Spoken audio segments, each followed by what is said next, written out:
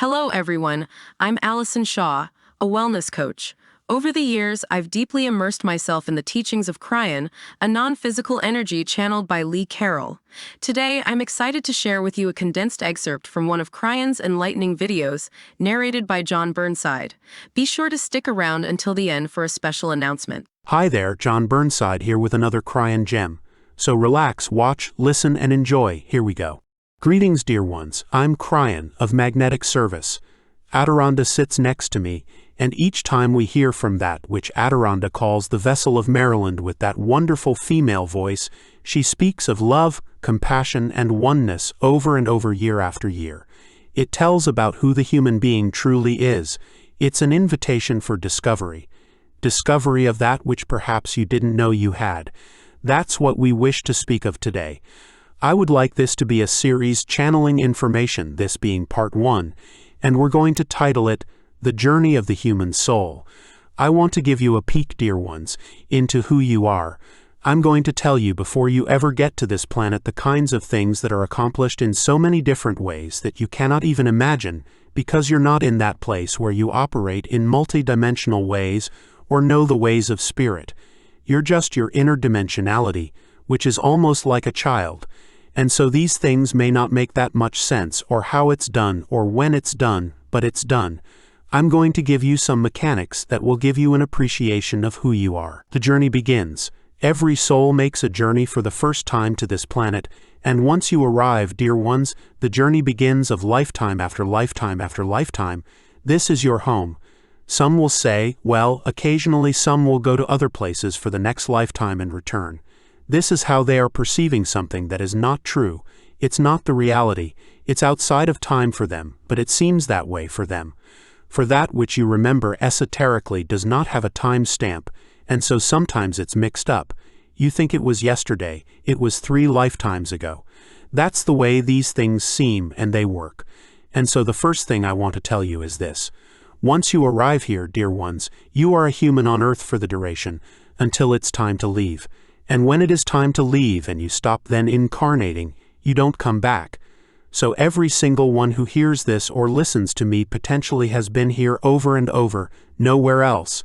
And so it's kind of like the school of Earth, the duration of your lives, how many times you've been here, all individual. We've even given you mysterious information. You incarnate together for so many lifetimes and then move on to other groups for so many lifetimes. There's always that which is planning that is also very respectful of humanity.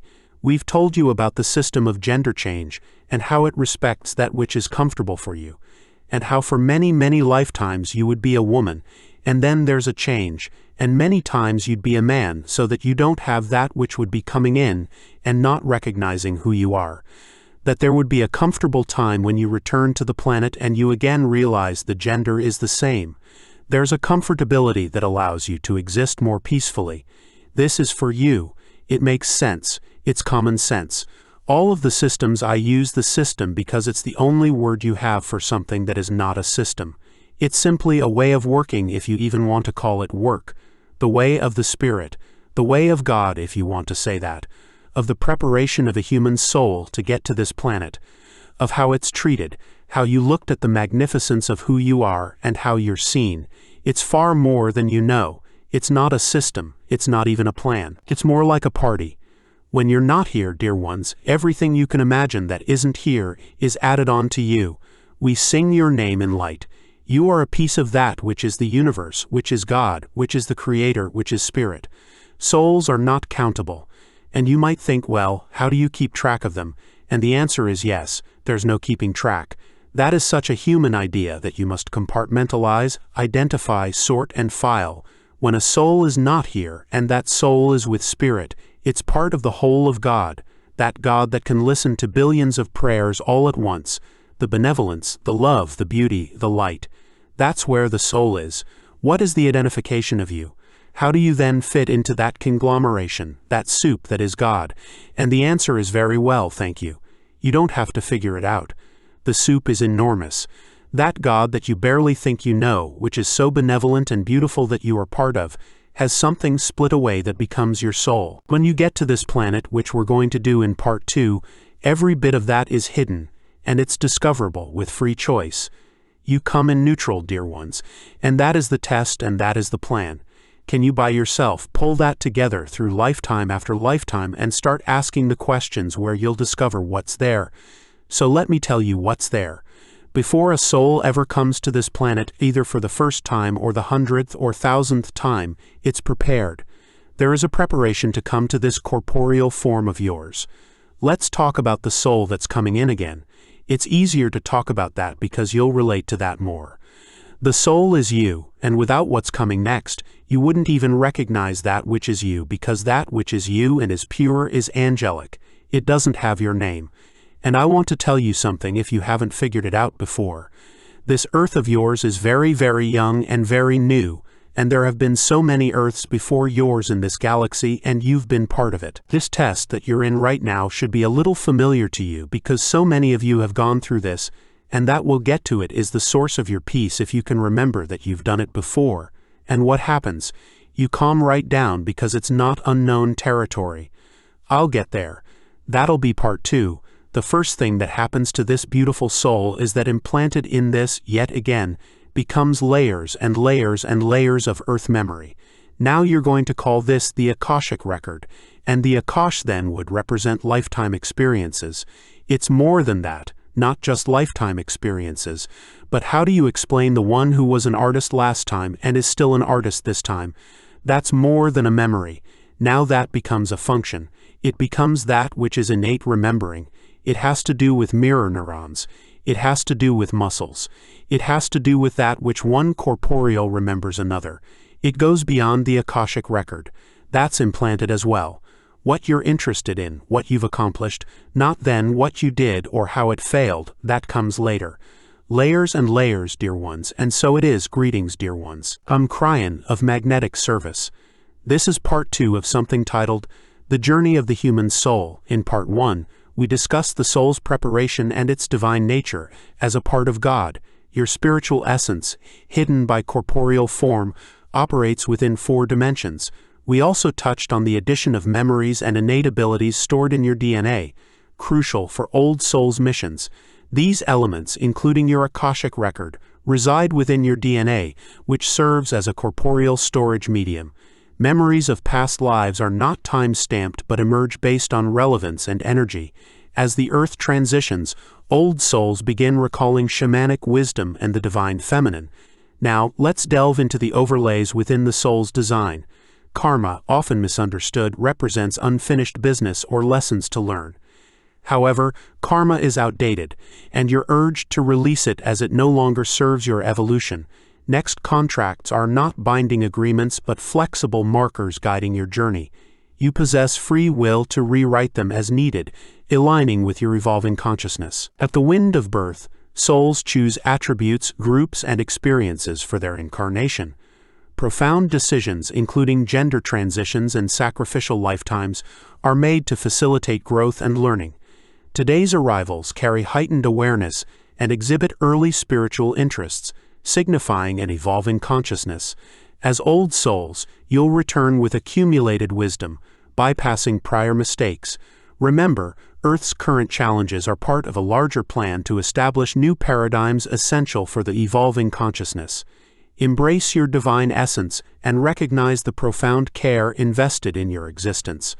I'll return to explore further insights into your journey. Blessings to all, and so it is. Greetings, dear ones. I'm Kryon of Magnetic Service. The heartfelt messages of Adirondack continue and spill into these things which I love to speak of. My partner sits in this chair, so aware the love that is in the room presses on all of you. If you wish to receive it, free choice is this way, and we've talked about that so many times, that there may be in the room flying around ideas and inventions, but the field has them all potential. But if the human is not tuned in to receive them, they just stay where they are. Free choice means that love is not pushed at you. But dear ones, there are a few things that I want to talk about. We'll call this part 2.5 of the journey of the human soul, because we continue where we left off as we describe the beauty of the soul of a human and all the things that go into it before it ever comes into this earth. We've spoken of the itemization of the Akash, of contracts, of overlays, of karma, all in preparation for the wind of birth, that instant before you come in, and at that instant, you're almost in the now time of Earth. Then some of the other decisions are made, and we discussed those in the last channel. Would think that some decisions are made way in advance of your family, for instance. You come in with whom and how, and with certain ideas and energies. But that's not so. It's almost always instantaneous with your arrival. Things happen, dear ones, even in the 9 months or so that you're carried before this, and then the question is, of course, when is the soul the soul? And we've answered that before, just to make the demarcation point clear. It has nothing to do with biology.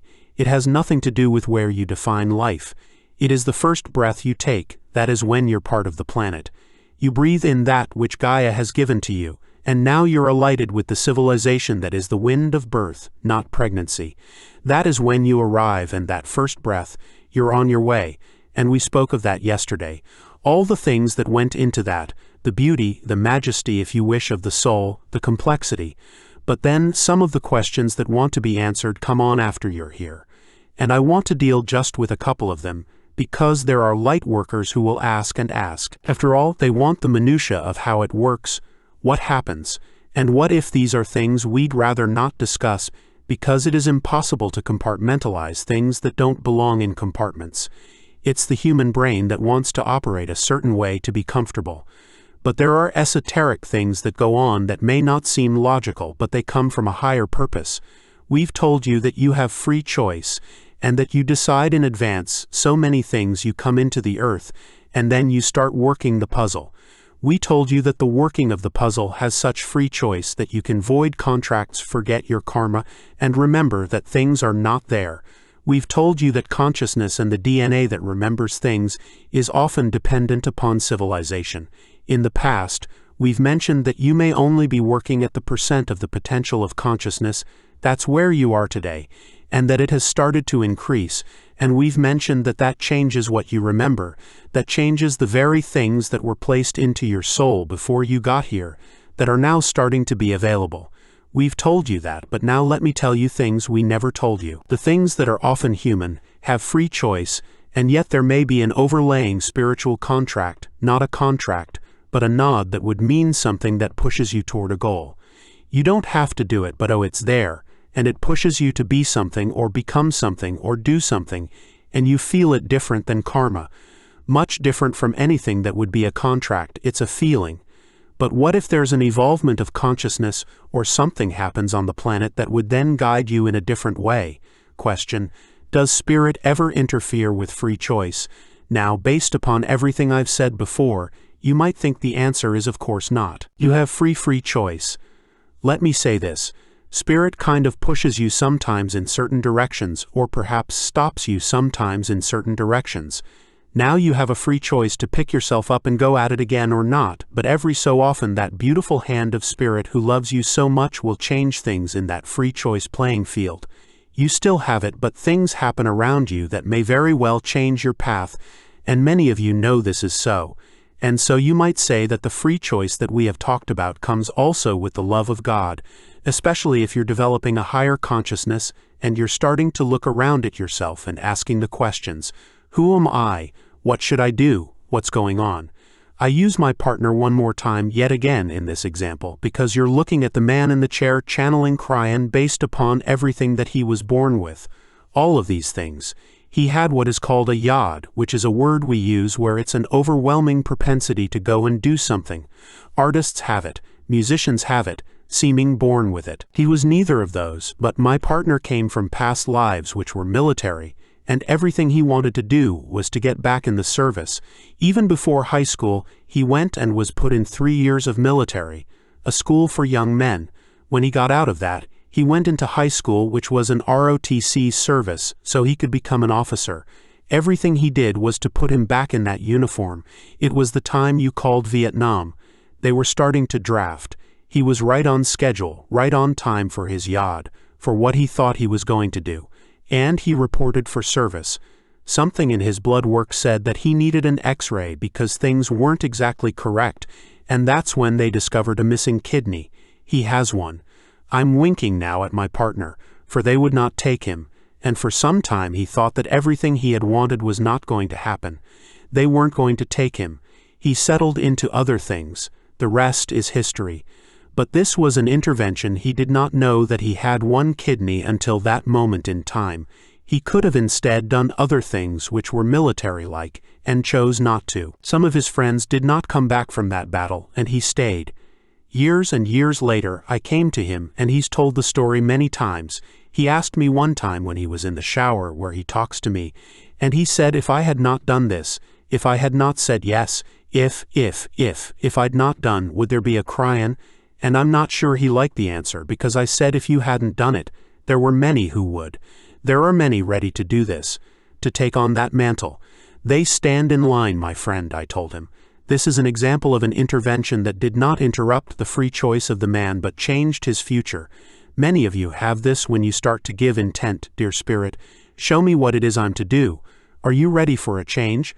Are you ready to have something get in the way of what you thought you would do? Are you ready for something to be there that would actually stop you perhaps, or maybe advance you into something else you didn't think you wanted? All that comes with the free choice of intent that says show me, show me, show me. Now my partner didn't do any of that, and yet he got it. That's complex. You see, my partner is in a multiple life scenario. And that's the next thing to talk about. This idea that you're going to accomplish something on this planet with your soul, that you come down with free choice and move in that direction is what we've been teaching all along with free choice. So many of you in this room listening to this have arrived at this place to hear these words. Understand that you're awakening into truth. A beautiful sacred truth that doesn't violate any other thing that others may have told you about love, compassion, or integrity. What if it wasn't one lifetime? What if you have a schedule of many to do the same thing? Now, I haven't broached this before, but suddenly my partner is with you because he's not heard this either, and he starts to understand why I have told him multiple times what his next lifetime will be.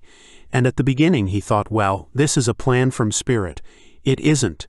It's his, but it's a multiple life plan. What if he does not do certain kinds of things in certain ways? It's still a multiple life plan. I've told my partner that the next time he comes in, he changes karmic groups, keeps the same gender, and continues in another part of the earth. And we've told him what it is before.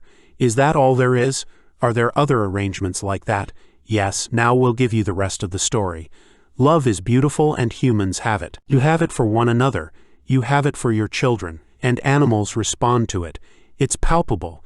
It's one of the most beautiful energies, and it isn't an emotion. It's an energy. It's an energy that's unexplainable in so many times and ways it goes beyond any kind of chemistry that you might have. So love becomes one of the most important catalysts for efficiency on the planet. Those who stay in love with whatever or whomever and have compassion for these things will be far better off, more balanced and more efficient to get the things done. And that includes those who love God so much that this is your focus. Have you ever heard of soulmates? Is it possible, Kryon, that you could have arrangements with soulmates right now, partners? Sometimes it's brother and sister, but most of the time it is not. It can be the same gender. Love is love, but you have an agreement and you know it so strongly when you meet that one, and you spend a lifetime with that one or even perhaps a part of that lifetime with that one. Question. Can you continue it for the next lifetime? Will you meet him again?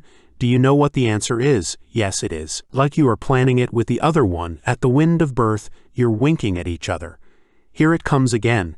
It's going to work again just like it did before, and together we'll accomplish great things. I'm giving you a love story right now, because God loves you and sees these things as correct and proper, efficient and right, and you can do these things outside of the norm that says you come in and you're tested with energies of light and dark and you do your best. What if there's more? You start to give intent for things, and you're rearranging that which you thought was luck into things that are synchronicity, and you meet the right people, and you move forward outside of the purview of what anyone would believe you could do. You're doing it. Is it possible for multi-life scenarios with the same partner or brother or sister or someone you love so that you can continue this which is so beautiful today? And the answer is yes, oh yes, and it is done all the time. Now for those of you who are saying that's good news, I wonder how it's going to apply to me. I'll tell you, for some of you, it already has. You're with the person from the last lifetime. Don't you recognize it? You're with a sister or a brother from the last lifetime. Don't you recognize it? There's a bond. Where did it come from? How could it be so strong, usually between two individuals? It doesn't matter how old, but the bond is from a past life. You're continuing a scenario of multiple life plans. This is what I wanted to give you that's different than you thought. That's how magnificent you are in this new energy. There is more planning than ever before because you'll have to have love in your life. There's so much more I could say. It's for this group. We're even talking about those you've loved and lost for a while. These are complex times to speak of these things, for they then come up with so many what-ifs. How does this work? What if this happens? What if that happens? And the answer is yes. We always say that the answer is that it's a multidimensional, beautiful scenario of activity. It's not by chance. And that's because the love of God and the compassion of the Creator is part of your soul. You are creating these things as you go, in a beauty that you are developing maybe you didn't even know you had. Finally, in life, the flower starts to bloom inside that you knew was always there but has always been suppressed. In this energy, it's time to start the garden. That's all for now, and so it is. Hello once more, this is Allison. Were you aware that Kryon has delved into the topic of meditation in various teachings? Kryon consistently stresses the significance of meditation as a means for personal evolution, spiritual advancement, and tapping into one's inner wisdom. He highly recommends it. Perhaps you're intrigued about exploring meditation yourself. If so, feel free to click the link provided in the description box below this video for a complimentary introductory course on meditation by Giovanni Dienstmann, recognized as one of the top 5 meditation experts globally. While you're down there, don't forget to leave us a comment and subscribe. Subscribing ensures you'll be notified when new videos by Kryon Condensed are uploaded. Wishing you the best on your journey and thank you for your time.